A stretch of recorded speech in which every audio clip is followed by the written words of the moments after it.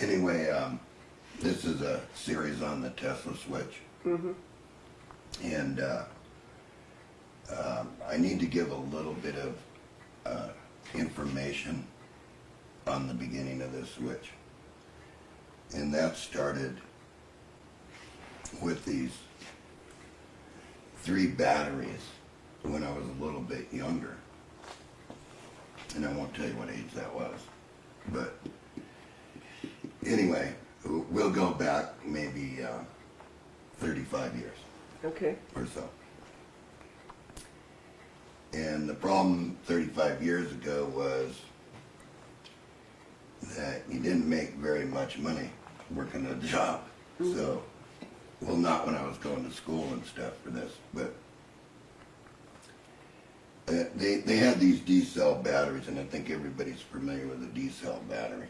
You know, these zinc carbon D-cell batteries, and you'd buy them for your little tape recorders and things like that, and you'd, when they were dead, you'd have to go buy a new one, and you'd have to buy a double pack of the batteries. And so sometimes I would run out of tape, or sometimes I would run out of a flashlight, and I just needed that light for a few minutes. And so what I would do is I would never throw out the D-cell batteries because of the carbon rods and the zinc. Mm-hmm. You know, I used to use that material in whatever experiment that I was doing. So one battery would start to go dead, and then the machine would sort of waver in and out from the speed, you know, and you'd say, oh man, I got to go down and buy batteries. Yeah. You know, and so what I would do is, and of course at the time, it was just a thought. And sometimes what I would do is I would take my keys out like this. And it would give me a few extra minutes on the battery by taking the battery and putting the keys across it like this. And just going, you know, sort of creating these little sparks right across the battery. And it's kind of hard for the camera to see this, and it's kind of hard for me to do it because this is in the arrangement of the keys that I had. Mm-hmm. But it actually was across the poles. Mm-hmm. And I would do that for a little while and set the battery down. And then I'd come back, put it back in the machine, and it would run again. Mm-hmm. And I could do this like 4 or 5 different times before the battery was just totally useless. So that way I thought to myself, that I would take the batteries and come up with this scheme to rotate the batteries. In other words, here to here, and actually this is actually splitting the positive poles. The thing that E.V. Gray talked about, and the thing that, you know, Tesla did with splitting the positive poles. And the difference in potential, most people say you will get nothing if you hook the batteries up this way. But that's totally wrong, because you're going to have the difference voltage, you know, of 1.5 volts that's available in this line. So it can run a light and charge this battery at the same time.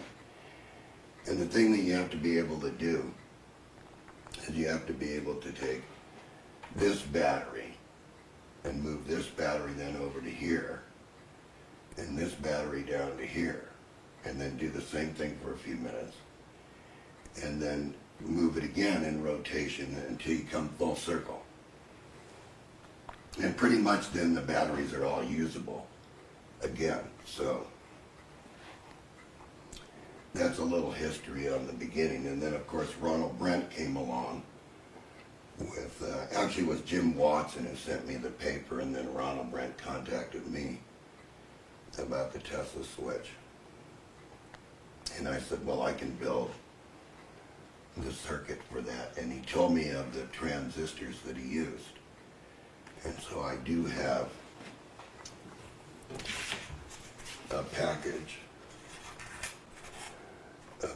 original type transistors Ronald Brent used, which are PNP germanium transistors.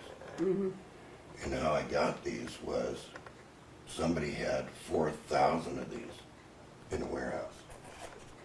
So there's the original germanium transistor that Ronald Brent said that he exploded in the Tesla car, the car that he was running the switch with.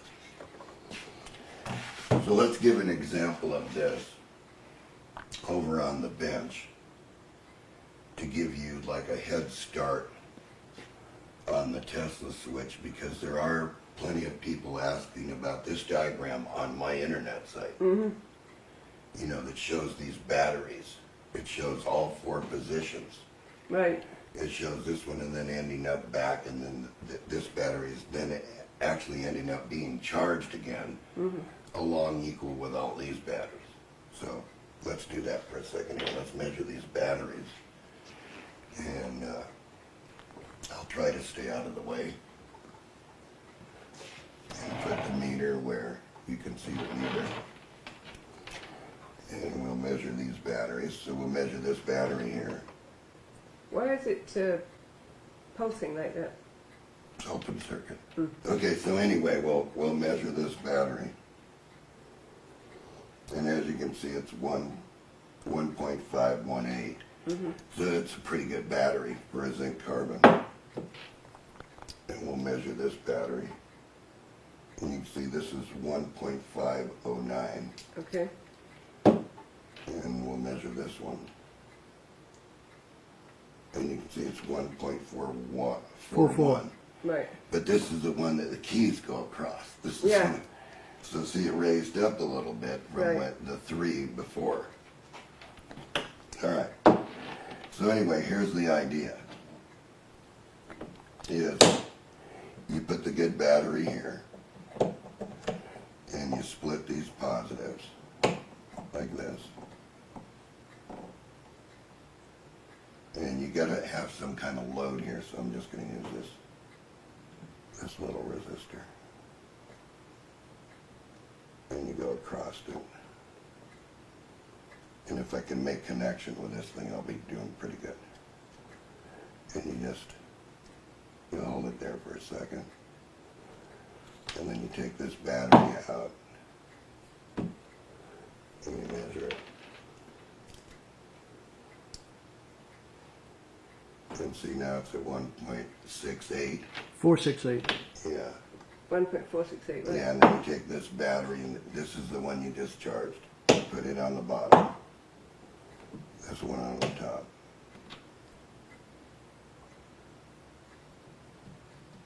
And you go across it, right?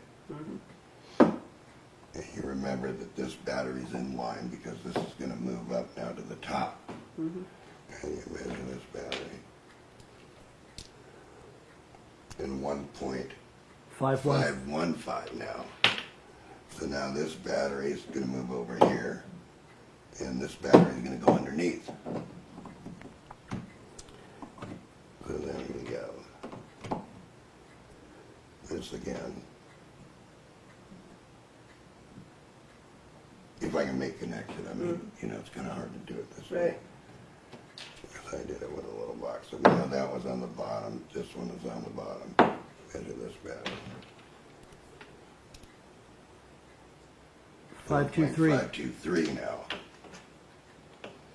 And then this one comes back over here. This one goes to the top. This one goes to the bottom.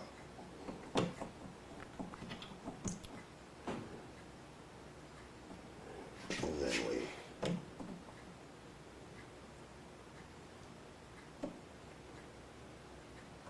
see if I can get a connection here.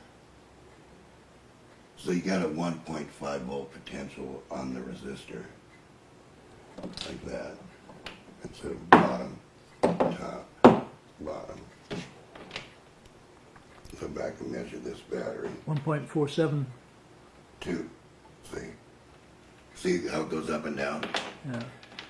Okay, so you keep, in other words, Keep rotating the battery. you keep rotating the batteries and until you get them to where they're up pretty close to in the nines. What is that piece of wire that you've got there? Is that just This is a lot like a 0.47 ohm resistor. And actually what you're doing is, when you're doing this, you actually can run a load. In other words, you have to adjust the load so you have enough to charge the battery that's unloaded. But I think everybody gets the general concept that they keep raising. So is this sort of like the battery popper that Tom Bearden was talking about? In a way, Okay. in a way, Pat. Because this is splitting the positives, and you know you got 3 volts here, Right. And you know that the difference between this battery and the 3 is 1.5 volts. Right. All right, so you do have 1.5 volts over the battery. In other words, 3, and you keep rotating these. Right. And that what you really have to do is you have to make a computer program where it's a solid switch. See, I cannot hold Right. the batteries like. Here, I'll show you what I'm talking about here. Okay, 1.517. 1.452. That's a lot higher than what it was when we started. Okay.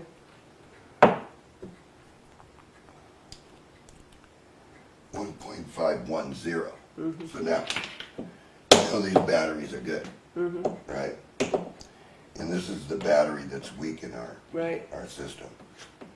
So what we want to do is we want to make the whole system balance.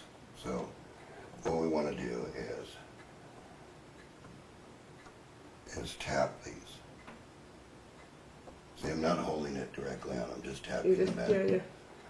It's like a telegraph key, basically, right? And I know that this one's the bottom one, this one's the top one, and this one's the base. And if I make good connection, see, I'm up to 7, 8, and then if I let it sit, it'll raise itself up. Okay. So then the next position then would be this one, Right. right? This one, and then this one. See, so if you look at where I marked it, 1.5, right? 1.5, 1.4. See? It was 4.1. So I tapped this one, like that. And then I put these in position again.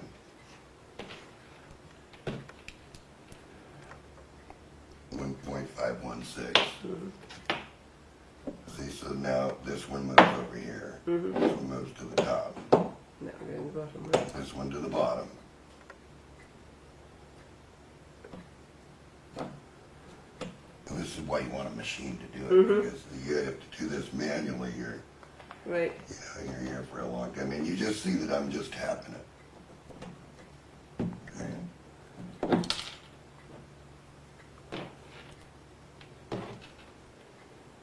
1.521. This one's going to come over here, and this one's going to go to the top. And it's a juggling routine. Right. It's like juggling. But you can see that if I had a machine to do this, I could recharge my. Now NiCads work a little bit better, and so do. So now we'll just tap this one. See, I'm just tapping it. I'm not holding it directly on it. I'm just tapping it.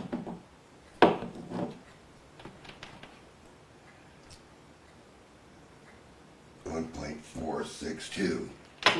So see, if we let them, we keep doing that. Right, if we could do this fast enough with, say, a machine, then you could watch that battery raise up and raise up and raise up. So And what would be the ultimate? They would just keep going, or they? no, they'll just go to the max of what the. Right, but will they eventually just crater anyway? Because Yeah, they'll give in Yeah. eventually, but Yeah. I mean there are batteries that work in this. Let's see here. Let's put this on here. See if you can see what's happening here.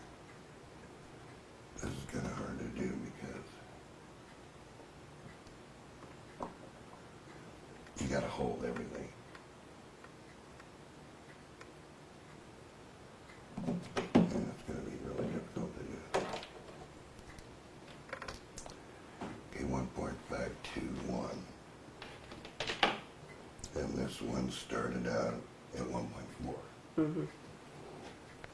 So here, let's not tap it, not tap the battery. Let's just put them in there.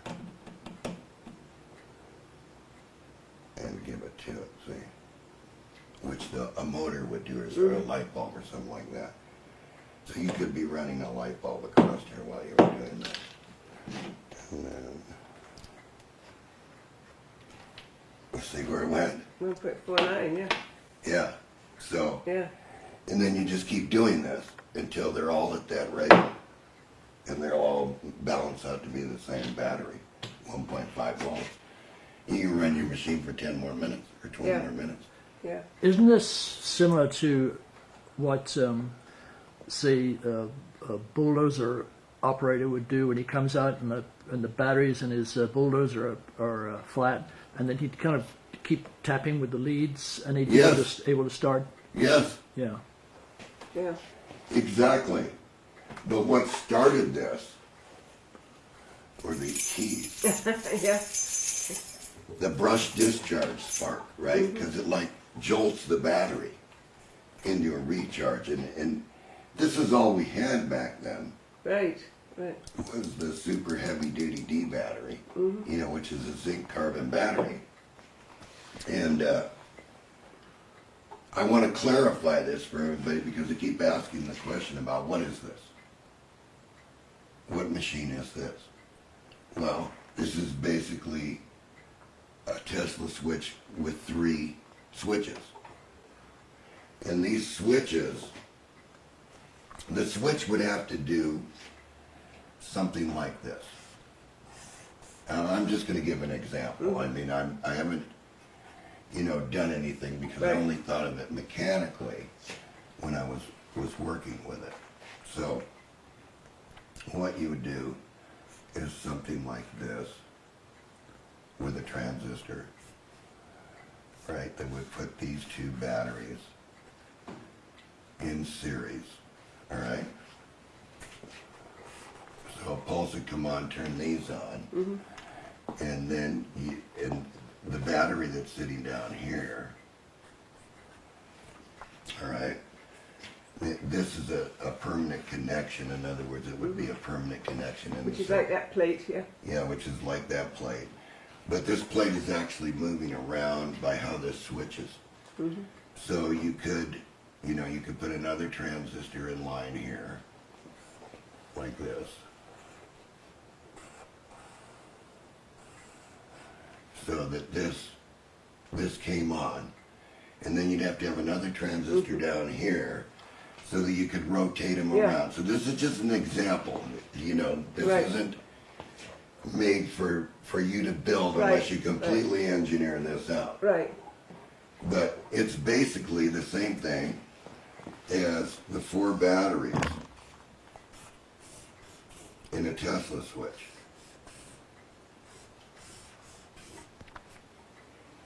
Battery 1, 2, 3, and 4.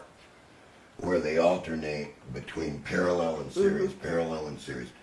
And that's basically what this is doing. Parallel series, but with 3 batteries. And you can try this experiment. You can actually do this experiment. I would not suggest that you do anything more but short pulses, because you can explode these. These will explode. So I'm making a very stern warning right here that you got to be very careful when you do this, and that's why you just see me tapping it, because I just don't want to directly hold it on, because you can feel the heat when that happens. And what happens to this battery is the chemical dries out in it, so you're only going to get so many plays. With your radio again. Yeah. The alkaline battery a little bit different. It's got, alkaline material down, and then the zinc is down, and the alkaline material and the carbon things surrounding it. So alkaline and NiCad batteries work just a little bit better than the zinc carbon.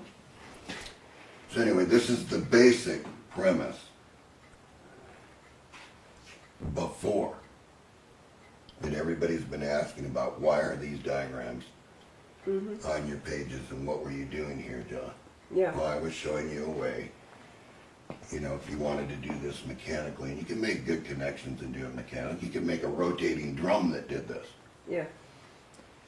you know, and then I wanted to give you a little bit of insight into how some of these different little switching systems work. And so I showed a full page on this, which that I've had forever on the internet. And now people are just starting to, like I said before, you gotta buy all the DVDs. Yeah. You can't just buy one DVD and expect to know everything from that one DVD. Yeah. Because all the DVDs got information that you absolutely have to know if you're going to get into this type of science. Yeah. It's kind of like a jigsaw puzzle. You've got to put it all together. You've got to see Yes, the you whole thing. absolutely have to have all the DVDs and the book to understand what's going on. You need Yeah. Tom Bearden's books. Yeah. Because Tom Bearden has the unique gift of actually breaking down what it is into a layman's terms. Yeah. You know, he may call it an anti-energy but he's really talking about negative energy and splitting the positives and different potentials. Right. So you need it to get this far. Yeah. So anyway, I just wanted to give a little insight on this, and that's about what I wanted to do.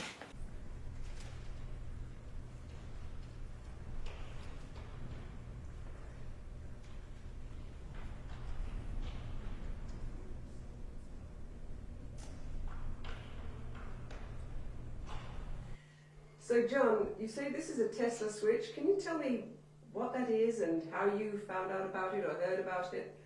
Can you explain In it a little about bit more? 1982, I had a friend by the name of Ronald Brown that said that they were using this type of a switch in an electric car, and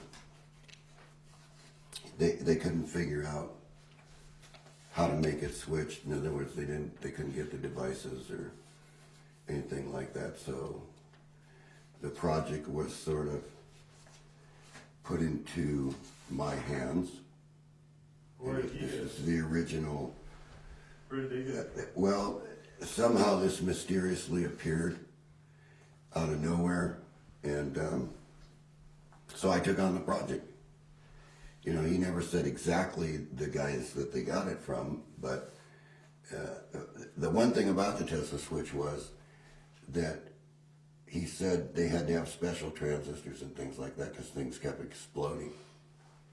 You know, and I said, well, what do you mean it kept exploding? And he goes, well, it would run the car for a while, and then the transistors would just vaporize. There would be nothing left of them when they would do the testing on the car. It would run for a while and then mysteriously just vaporize the transistor. So I took on the project to make a small miniature model of it at first, which I'll be going over here. Can we back up just a second? When you said they had it in a car, are you talking about a full-size car? Yes, full-size car. They had this in a full. Not a golf cart or... No. This was a full-size car. And you drove around? And he drove around with it with 4 batteries. And they couldn't get the devices any longer, so because they were obviously military devices, from what I understand. And when they would burn out, they would vaporize, and it would just go into oblivion. It's basically where I got started on this. And you're talking about the transistors, did you say, would vaporize? Yeah, they at that time they had probably they looked like hockey puck transistors. They were about that big around, And they were germanium. They weren't even using silicon. So of course, when the germanium transistor would go into this, whatever happened, it would just vaporize it.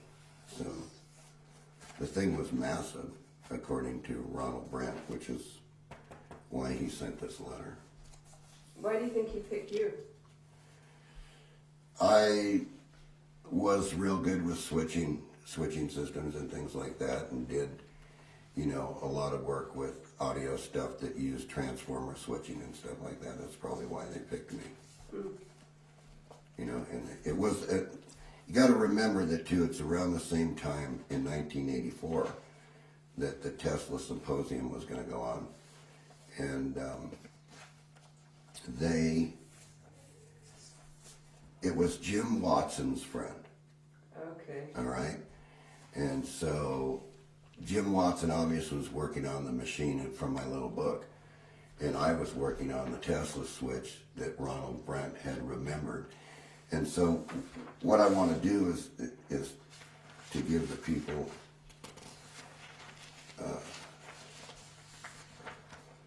a little bit of information on this. This was what was handed to me as far as the original switch went. And of course you can see that Ronald Brent really knew nothing about transistors or anything like that. And that's his circuit drawing for 4 batteries. Ronald Brent. Yeah. So which are the batteries? Well, the batteries he drew right here, Okay. here, and here. So Okay. basically this is what I got in the mail along with a letter. And you might want to read the letter. You want me to read it out loud? Sure. Okay, this is dated August the 3rd, 1984. It says, Dear John, I am enclosing circuit drawing for 4 batteries. I didn't do anything on firing circuitry, as that is your expertise. I will make copies of this drawing, so when we discuss it, I will have a copy to work from with you. I have not received the material you said you were going to send as yet. John Ratzlaw, The Tesla Book Company. okay, called me, and I didn't get his address or phone number, as you said you would send it with the material you are sending. He suggested I make a tape or write all the information, and he would compile the book and publish it. We also felt your name and mine should be on it as co-developers, which I heartily agree with. I have thought of several ways it could be profitably marketed in kits or parts. Kits are partially assembled, like the firing circuit that the average buyer may have a problem with. I made out copies of the items I said I would send, and I'm enclosing them. I have a copy of the Kansas City Journal Post. I could send John Rathloff if he hasn't one. Sincerely yours, Ronald Brandt. Okay, so right there, that's an indication Right. that they got some information out of a newspaper and they went to see this guy, and this is what they wrote down. So what I did was I constructed a circuit with the 4 batteries and got it all to switch and everything, and I showed that at the Tesla convention, and I'm going to show you the box that I actually held up in front of the Tesla convention. Okay, of course, what has happened to this box? What has happened to this box is that after the Tesla convention, we came back here to the shop in Silmar, California, and an engineer followed Ike and myself all the way back. And sorry, but that's what was left. I just turned my back for a few minutes during the thing, and he cut the box apart, and he says, "See, I told you it didn't work." And I didn't know what to do. I was just like, it was my prototype. I carried it on the airplane. It went through the baggage. It went in front of the Tesla Symposium. I even handed out a circuit diagram of it to all the engineers. I had Ike stand up and measure the box at the convention, and it was like a heartbreak because it never worked again. He cut it up pretty badly. You might want to get a close shot of it. And that's what's left of it, Pat. And That's sad. it was very sad because it took a lot of work with wire point-to-point contact to get it all to work. So basically, what I did at the convention, well, while it was working, was I handed out this diagram to everybody in the audience because I didn't want it suppressed. I wanted everybody to try to build this. Unbeknown to me, I didn't realize that they couldn't do the switching circuits.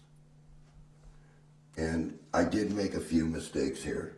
Like one of the mistakes I made was I misnumbered the pulse width modulator, which confused everybody.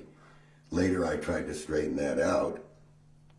And then in the book, it was even because when Ike was going to make a mechanical switch, and he did publish this book, okay? Experiments with the Cromray and the Brandt Tesla converter. And so back in here, in the book, there is the same circuit. Is that the one that you made the mistake on? Yes, with the same mistake Yeah. in the IC. It was later on straightened out. And in this little book, I was trying to explain how this switching actually worked and why the machine actually worked and what you could do with the machine. So to understand all this, you have to understand differentials in what potentials are in across the switches and everything, and then you can make this thing work. But Ike took it further. Just a quick question. Who was Ike? Ike Mueller worked for NASA. They worked for NASA. So obviously, I think what this was going to end up was a way to keep all the batteries charged on the satellites or something that they were working on. Now, whether they ever succeeded, well, I heard that they did succeed by optocoupling it, and we will get into that in a little bit. But And when was this book written? well, 1984. 1984. Yeah. And that was from the Tesla Book Company. And now we're still publishing that. Yeah, 1984. Okay. And so if you go back in the book, Ike, you can see, well, it's kind of hard to see because you see that he's clip leaded everything and he's using a mechanical switch here. So when one of the clip leads, he's using automobile batteries here. And so when he's doing this and the currents are going through here, the clip leads kept burning off. Well, he didn't report that in the book, but he did do the charts, and you can see that the batteries were charging and everything, and something failed. Probably this switch that he put in here. But he did show a chart before a clip lead burned off of all the batteries up here while he's running a 300 watt load on the other side. Okay, now, what I basically want to do is explain it to everybody because everybody's demanded that I explain this. You know, we get letters all the time. Could you please explain the Tesla switch? We can't make this work. Well, by the way, this is very hard to see, but when you run the Tesla switch and you get it into resonance, and you get the switching just right, what you get is arcs like this. And it's explained in this book what we were doing to do that.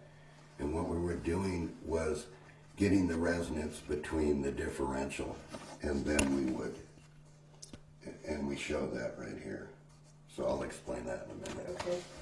And so I think that the first thing to do with this is explain, number one, that, because I want to clarify that we used this switching regulator, which at the time was brand new by RCA, and all the engineers were starting to use it, because you could time it, you could get the time, and you had phases. You could go from 0 to 180 and stuff like that, so it would go back and forth, back and forth. So you could switch these banks easy with this, and this was the SG3524N. That should have been the number on the diagram here.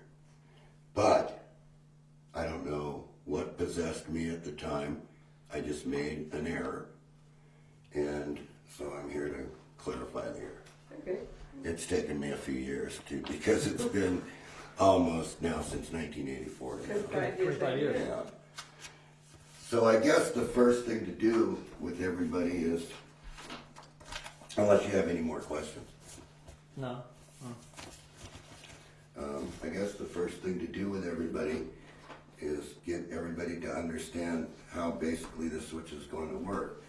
Now, throughout the whole time, on my internet pages, you've always seen this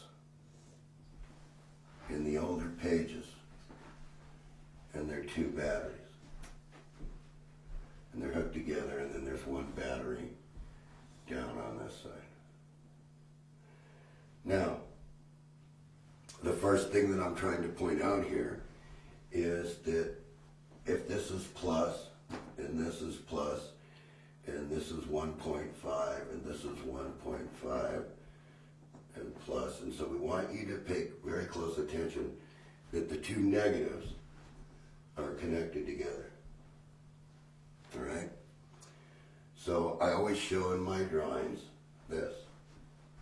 Okay, so you're saying, well, they don't hook batteries up like that. They don't hook the two negative terminals together. All right? And this could be, now I just want you all to understand, this could be completely gone from here, and there could just be these two terminals left open,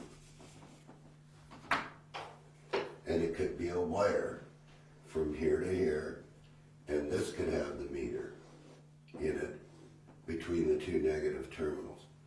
So when I ask the question, if I have this arranged this way, how much voltage do I have running between the batteries? Everybody says, well, that's totally impossible because you don't hook up batteries that way. Well, it's not impossible if you understand the differentials. And one of the things is, the answer is 1.5 volts. Whether it's at the negative ends or it's at the positive ends. One will be more positive and one will be more negative. Now, if you take this arrangement and just do this,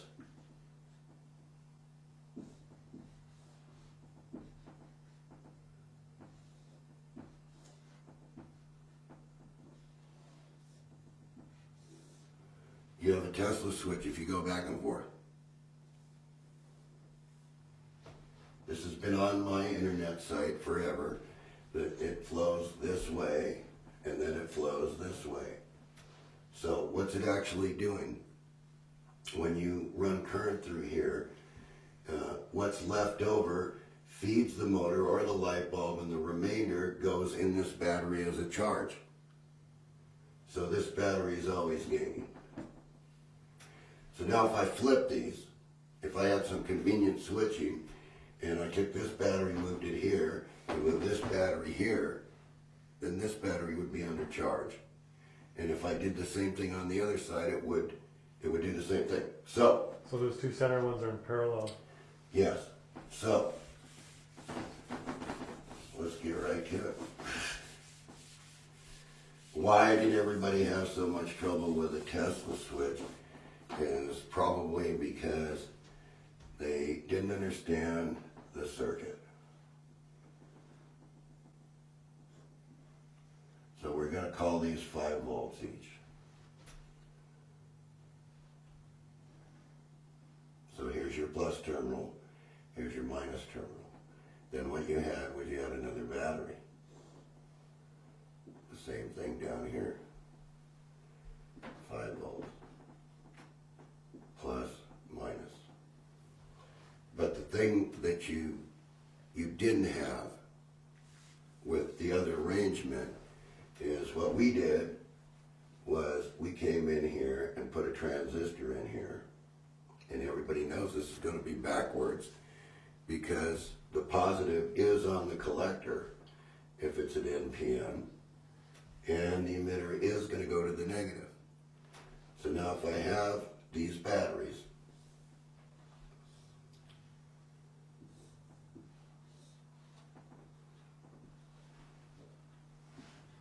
and I arrange the switches the same.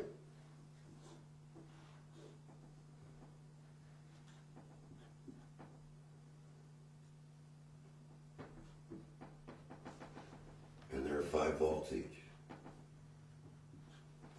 Okay, so what is it that I need to do to make the thing switch correctly? Well, you can't just take this side, turn it on, and dump it across this side because it would be open. You have this transistor in the way, right here. So, conveniently, what they did was they put a diode here, and they put a diode here, and the opposite this way on the negative terminals. And you tie them together. And now all of a sudden when you look at this, this side is in parallel, so it's just 5 volts. But when this side turns on, it's 10 volts. So what did we just say? We said if it didn't make any difference, if you put the meter in that line and you turn this switch on and this positive flows here, what you have is you have a 5 volt differential here. But it's negative. It's in the negative end. It's in the negative end. So, let's take into account all of it. We're going to lose some voltage here, probably a volt. And when we put the next switch in, because we want to isolate these things. And this is, I think, where everybody's getting confused.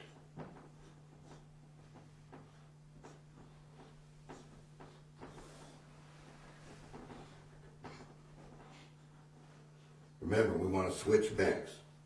We want to take the power, we just want to take the differential power from this circuit. And this is a very small value, but just to prove the point, we're going to use the small value. We're not asking for a lot of power here. We're just asking for the explanation of how the Tesla switch works. So, we know we're going to lose a volt here, we're going to lose a volt here, about that. And if you get real efficient devices, you're not going to lose too much. But we found out later on you also needed a switch here. And see, notice now this positive end can go to this collector, and this emitter end can go over here and feed the diode. See? So if I turn this switch on right now, what I have is I have about 3 volts here that I can use, that I can have. Because the rest is feeding across, the battery's only going to take what it wants to take to charge. So I started out with 10, I got 5 there, I end up with 3, and that's enough. When it runs through the load, you only have to be 2 volts over the batteries to charge them. So, Now if I did the same thing on this side, let's start over right here so we can get this clearly the way that we want to do this. If you notice, when this side turns on, that means this transistor turns on here, this transistor turns on here. So all of a sudden, there's 10 volts that's going to want to appear across this 5 volts. Well, if you go back to my original drawing,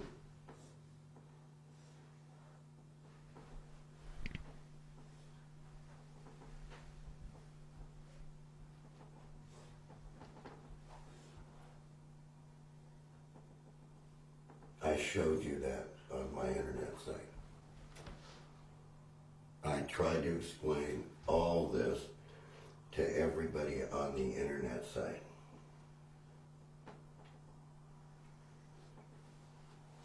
I said, this is what the difference is.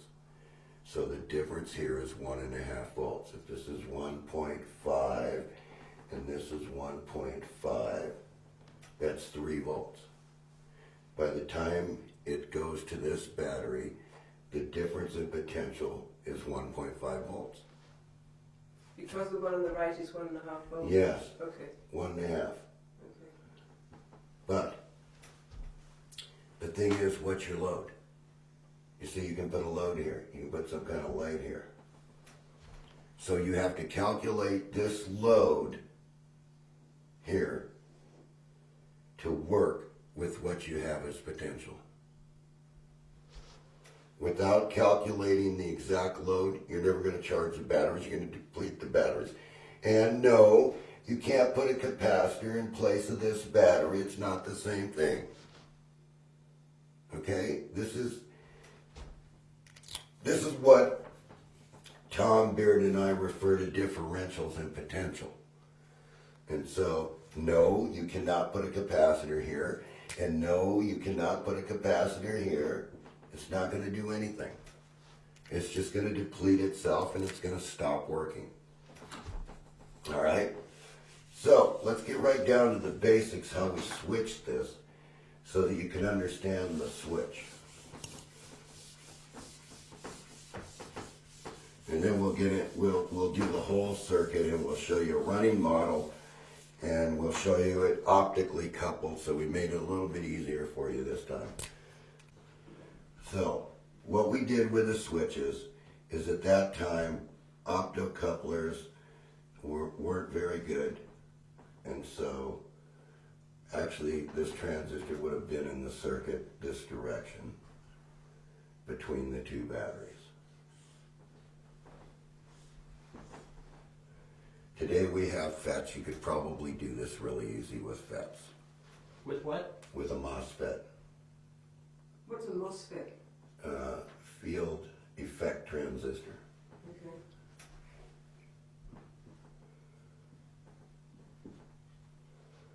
Okay, so now if we put this battery here. So if everybody that's interested in the Tesla switch needs to do these simple experiments, they just better do it, because it's the only way you're going to learn how this works. So I don't care where you put your meter or your light.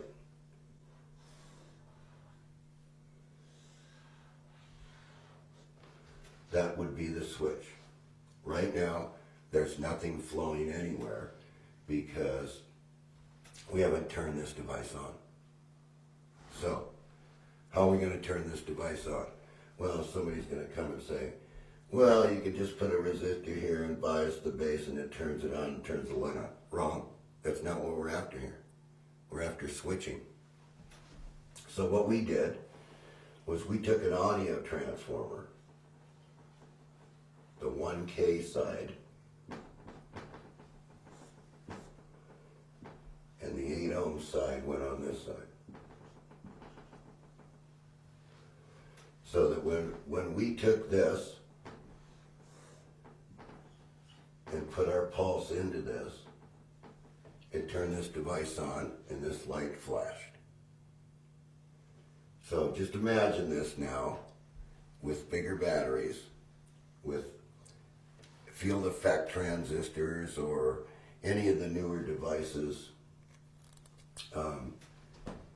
with bigger batteries and better currents and better circuits and everything that we have today, right? We could get some real power down here, but it's only going to be the differential power. So I want everybody to understand that. So if you have 12 here, and you have 12 here, and 12 here, you have only 12 to work with, minus the drops. So if you have a 1 volt drop, you have 11 to work with, and 2 to recharge the battery. Because you have to be over the battery. And the way you can tell that you're over the battery is you're ending up with 24 volts here when this is on.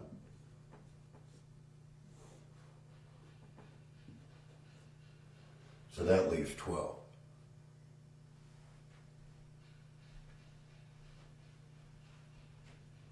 But since the potential is 24, it's a little bit higher than what everybody thinks.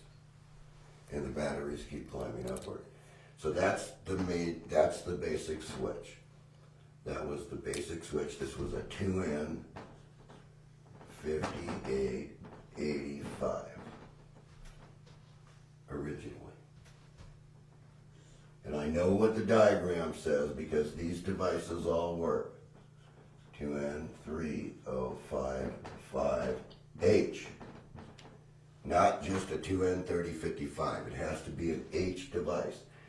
Now, why do I say H? Because a 2N3055 has a little chip in it like this, and the H device has a chip in it that's about that big in comparison, which means it can handle more current.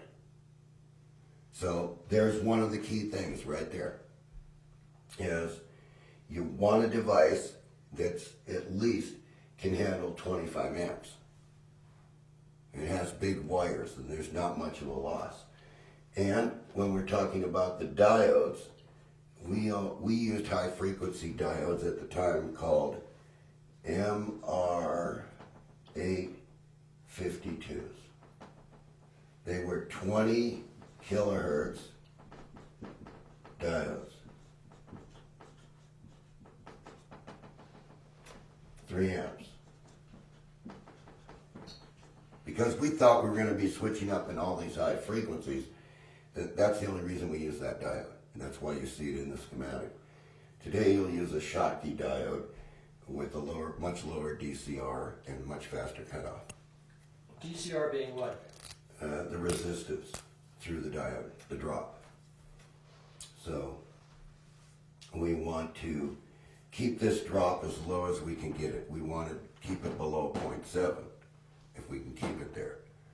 So that's basically how the switch operates. You put the pulse in here, this triggers it, and when you look at this with the audio transformer, you're going to look at a spike like that. You know, you're not going to see a perfect square wave on the device. You're going to see something that looks like that, which is just going to instantaneously turn this thing on. So before the actual current can get through the circuit, it's already there. This potential is already over on this side. John, this is the same wave that you've shown in all your stuff, isn't it? Yes, all negative and radiant circuits, they all work the same. There's no way around them. When the radiant goes off the scale, things explode and vaporize. That's what happened to Ronald Brent. So this has nothing to do with the collapsing coil here? No, There is no coil. has nothing to do with a collapsing coil. It has to do with this instantaneous switch that appears before the current drags this down. And I've drawn that on my internet site. I've always showed you these in graphs on my internet site. And everybody says, well, he talks in riddles, he doesn't. But if you understand what you're looking at, you're going to understand that I'm talking about potentials here. that this is going to become a delta T. And that water's going to flow downhill. It's not going to go uphill. You see? So, there were no riddles on my internet site. It's just the people that went there didn't understand what they were looking at. Oh, that can't possibly work. That isn't the way you do engineering. So that's the Oh, yes, it is the way you do engineering. It's the difference between, if you're not switching that on, you're just leaving them in parallel. Right. It's going to be a big difference. Right, you can turn this on. You could very simply just take this transformer out of here and do what the electrical engineering school is going to teach you to do. And that's just bias this thing on and adjust it with a voltage divider. And there, you can turn your light on. And now you just got a steady current through the whole circuit. And you're just defeating the whole purpose of the switch. Because the idea is to break things up in pulses so that you're not burning the energy constantly in the circuit. You want to turn it off before the current can catch up. And so what we've done is we put a little model together for everybody, and then we'll show it after we just do a little bit more with this.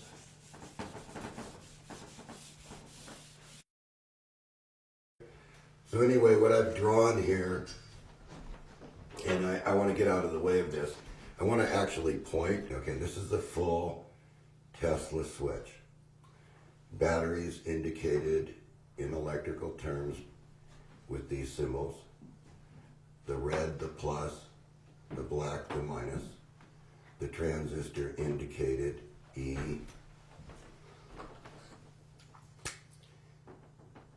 B and C. And what I want to make known right now, right at the start here, is the test unit that we built with this design right here is the MJL 21194, which is used in the monopole motor. It's the NPN. Yeah, it's the NPN transistor. So if you follow this through, you can see what Ronald Brent was trying to depict by this drawing that he handed me in 1984 when he wanted me to switch. And so what has to happen here is if these batteries are 5 volts each,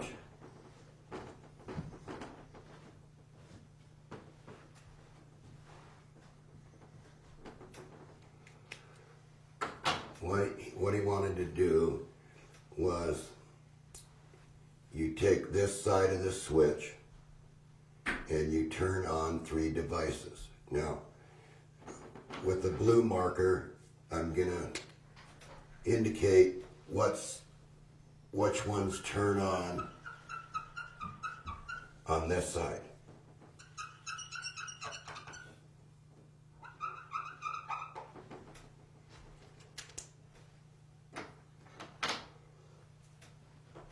So, what Ronald Brent wanted done was he wanted this switch to turn on, this switch to turn on, and the opposite switch to turn on. And then what you get is you get this current flow across here that lights this LED. And I'll show you that in the model. You may not think so now, but it's a true fact that it's definitely going to turn on. Okay, so the second set of switches, I'm going to indicate with the red dot what he wants to come on.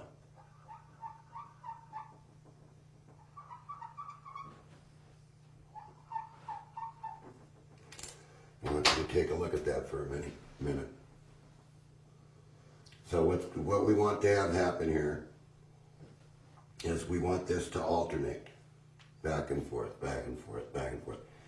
We want this to become 10 volts, this to become 5 volts, this to become 10 volts, this to become 5 volts.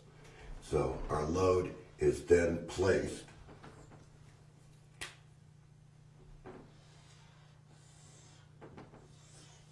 between the two negative terminals. And that's AC. That is alternating. What do you mean by the load, John? Well, the load is the energy that you can draw out of the system without affecting the charge of the batteries. Okay. So, remember what I said. Does it enhance the charging of the batteries? Yes, because it's a pulse charge at very low frequency. And I'm going to bring up the frequency because the slower this goes, the better these batteries are going to charge. Back and forth, back and forth. But that does no good unless you can rectify this and charge a capacitor and use the DC. All right? So, I want you to understand the blue dots are the transistors that are going on the left side here. The red dots are completely off when the blues are on. When the reds are on, the blues are completely off. So what you're doing is you're sending the potential difference this way and then that way. Back and forth, back and forth, back and forth. So you're actually just trying to keep all these batteries charged in the circuit. And this is the diagram that Ronald Brent presented to me back then. Now, what we want to do is show you that we've drawn this circuit here, and we want you to take a good look at that for a minute. And then we're going to run the machine and show you that it operates exactly like what we're saying on the board here.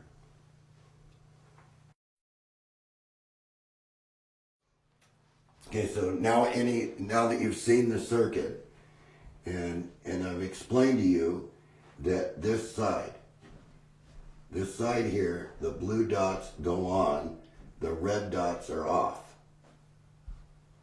So that means you're switching the load backwards and forwards.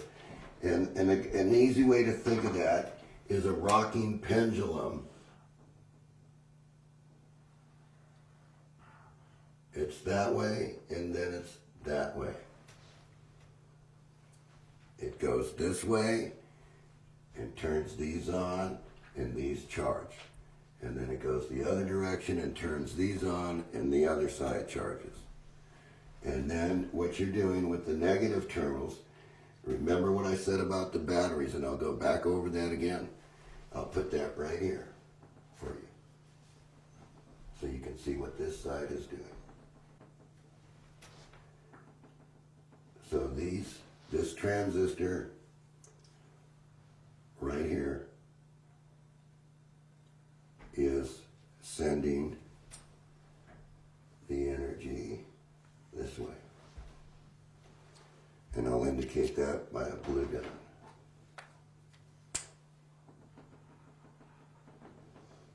And this transistor here is turning these two on to put them as if you turned on a light switch. And the load, as it flows from this side to this side, you can have the difference in potential and charge the battery. So as soon as the weaker the battery is, the more of the energy it will suck up to charge. So your load would be right here. Between, guess what? The two negative terminals. And you say, well, how could that work? Well, it works. You just build this circuit. So John, when it's going the other way, Well, when it goes the other way, it's like that inverted, or yes, yeah, it's the opposite way. yeah, okay. So this is just a depiction of what's going on here. So you don't see the blue dot. The other blue dot would be over here to let it come to the diodes. See, right here. Yeah. So when it goes the other way, it's a mirror image. It's a mirror image of it, And if this is at 0 degrees, the other side is going to be at 180. Series, parallel, series. Yes. Okay, so let's run the machine and show you that there's no trickery here.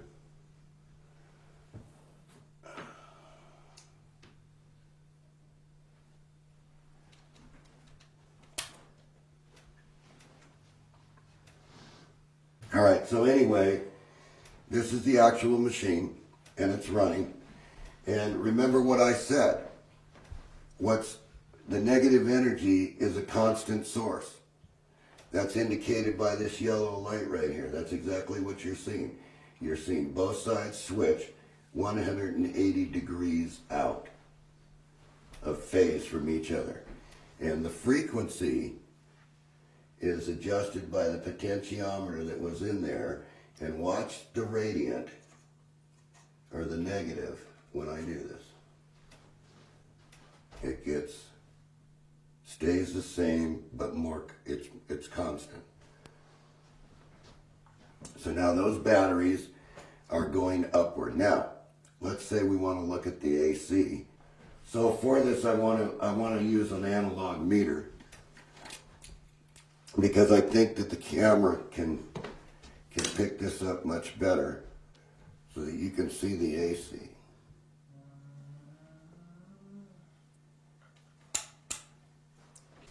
Okay, so what we want to do is you want to be able to see what the difference of potential is. So remember what I said, the power is going to come out of the negative terminals. There it is.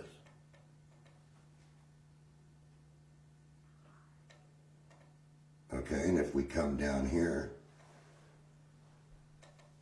so what's that, about 4 volts? Remember I said you'd be missing a volt. Okay, so and if we change the frequency,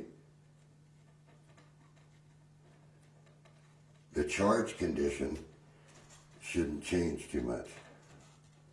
It's about the same. Same thing, yeah. So see, you can't affect anything with the negative energy. It's constant once the switching occurs, no matter what frequency. Why have different frequencies? Well, because of the batteries. We didn't know where the batteries were going to be. Oh, which is most optimum for choosing Yeah, the batteries? which is most obstinate, which you could check out. So you want to measure the battery, then we go. So you can watch this switch between the one side. We're looking at the blue dots right now. Okay. Okay. So what do we see here? You can see it switching. And if we look at the other side, you can see it switching the other direction. Now where does it all end up? It all ends up across the negatives. You can only have the difference in potential. So if you rectify it, what you're going to get is you're going to get the DC here in the cap. And there it is. Yeah. See, I'm loading it with this LED. By the way, there's no resistors in line with any of these LEDs because it's not the normal energy.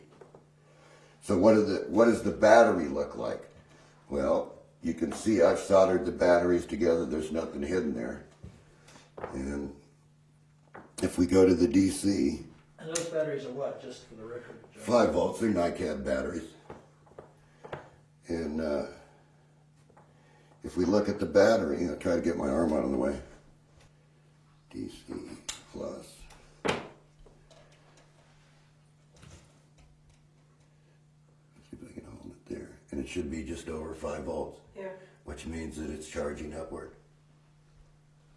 And if you feel right here, you can feel sort of a little bit of heat to it. They're 1.2 volt batteries. Yeah. Yeah, they're 1.2 volts. Not 1.5. Yeah, well, I was only talking about, Yeah. right, they're 1.2s. Yeah. So they're way above where they're supposed to be. And so we'll just let that run. Oh, and something interesting, the negative energy, and I sort of want to show this on camera, is if I goof this around a little bit, I got this little radio here. If I set that there and I want to steal this negative energy with these leads, sorry for the mess, but that's the way it is. Just come off these negative terminals.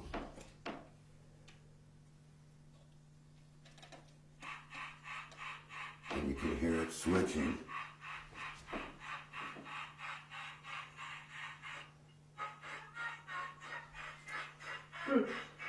Because it's in AC, but it's running the DC circuit. So now,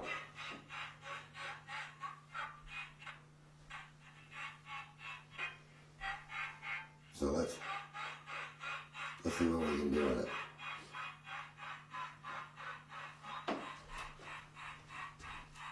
So let's change this.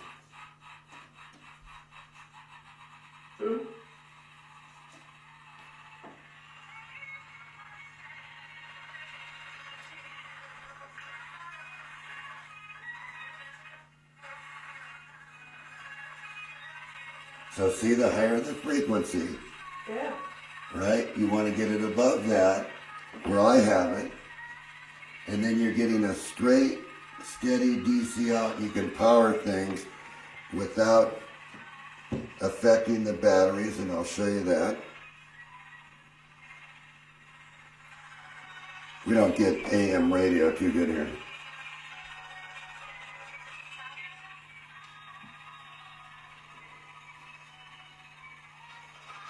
Might help. So let's look at the batteries. I'll get around here.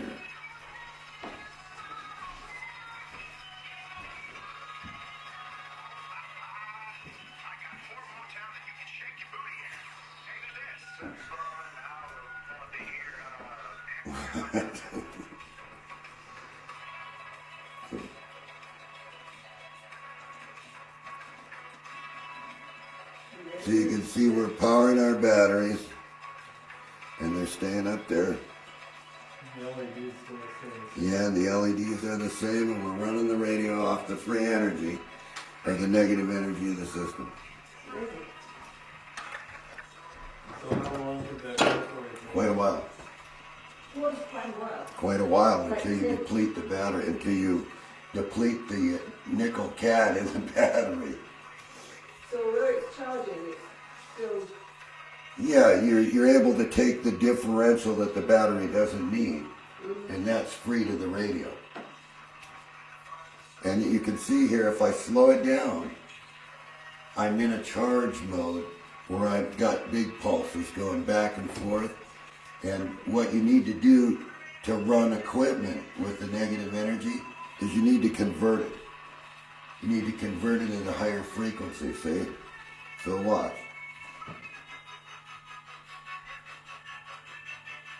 See, now those are big pulses going by, and now we'll make them bigger.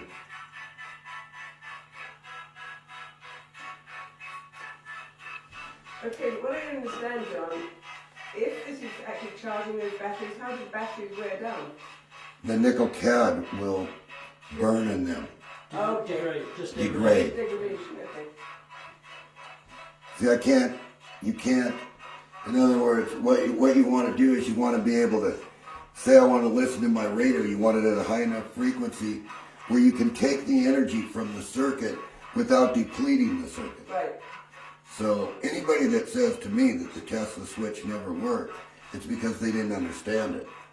And there were a few mistakes. So once again, take it up.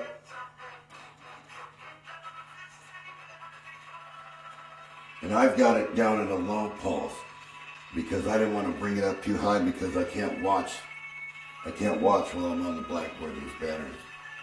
But you can see that the radio would straighten right out and continue to give you that. So those don't need to be LEDs, they can just be diodes. Yes. And I've used these colors so I could show you what's across each negative diode. See, because that's where the energy's coming from. The energy's coming from these negative ends. So could they all be LEDs or just those two at the bottom? No, they gotta be diodes. It's just you put your LEDs down here at the bottom. And that's just an indicator of it going back and forth. And actually better than that, you can listen to it here.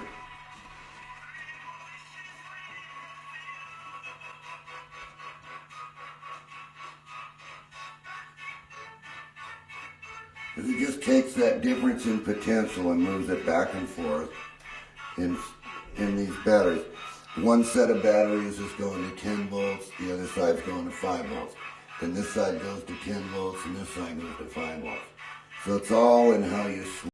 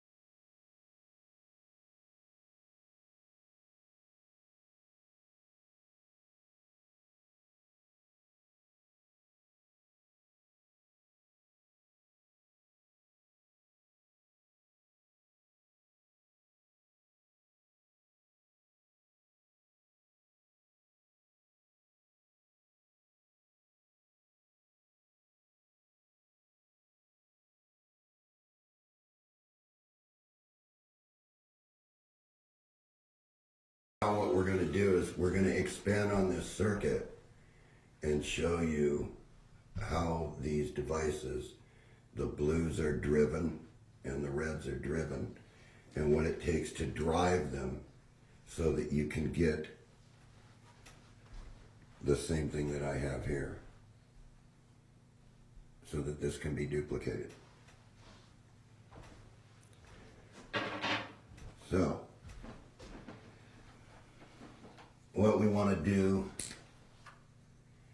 is we want to be able to switch this device without the cumbersome transformer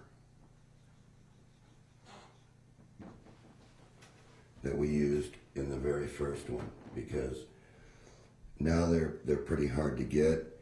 And as I said, this side was 1K. They still have enough 80%. Okay, and this side's 8 ohms, that's fine. But we don't want to use that if we don't have to use it. All right, so what we want to do is we want to switch this optically.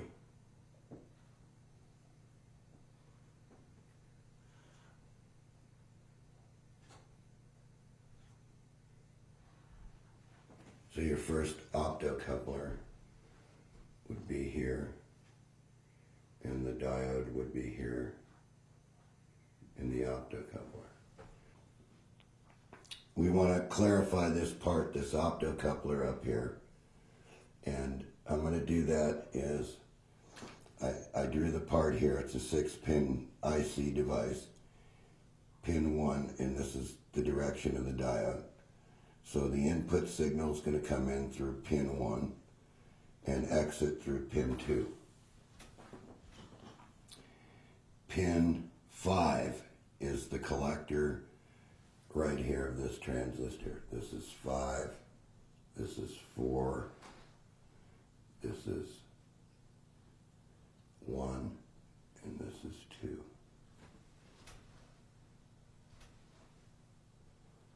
All right, so we're going to switch these with optocouplers. You can see this in a second here when I put them in.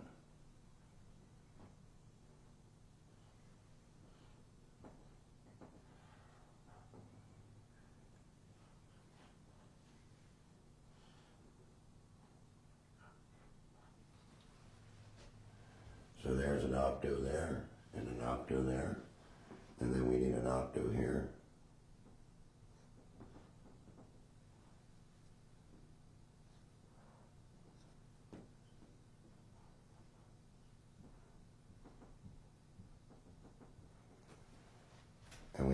opto here.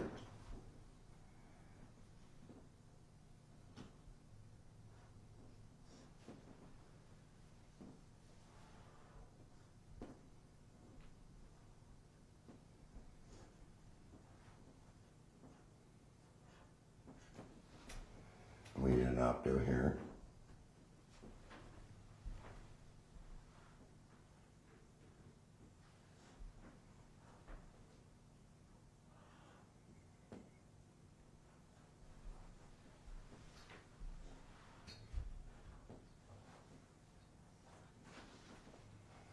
And we need an opto here.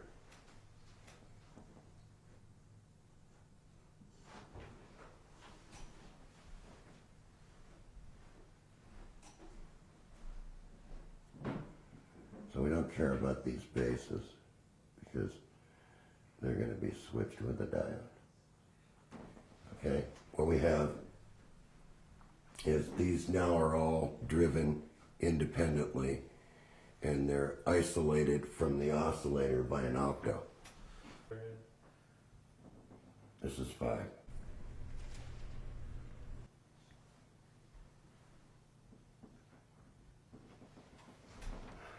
So we'll clarify this H11 D1 again.